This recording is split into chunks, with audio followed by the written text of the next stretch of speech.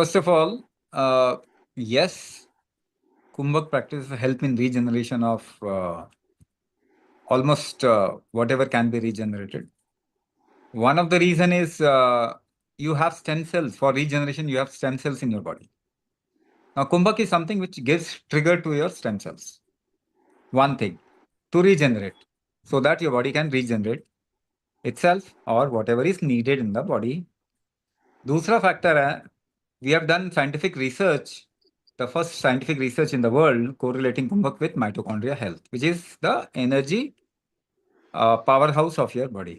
So energy से ही आपके rejuvenation और रीजनरेशन होता है. एनर्जी लेवल बढ़ जाएंगे तो फिर आपके शरीर में रिजुवनेशन बढ़ जाएगा.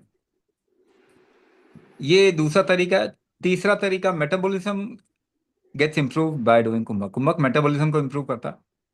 And thereby the amount of food you can digest, the amount of nutrition that can be supplied across the body increases by doing kumbhak. कुंभक करने से ये इंक्रीज हो जाता है.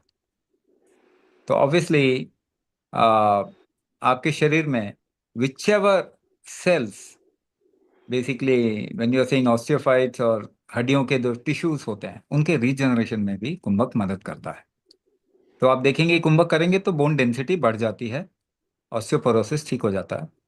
ये कुंभक करके होता है. Mainly if you supply calcium to the body will not take extra calcium. Calcium balance होता है शरीर का. आप कैल्शियम गोली खाते रहो, शरीर लेगा ही नहीं. तो एब्जॉर्प्शन फैक्टर इज वीक. तो कैल्शियम खाने से ऑस्टियोपोरोसिस किसी का ठीक नहीं हुआ पिछले 100 साल के अंदर. मगर अगर आपकी बॉडी में एब्जॉर्प्शन बढ़ जाएगा तो आप कैल्शियम ना भी दो, body will extract calcium from everything else. हर एक फूड के अंदर कैल्शियम होता है.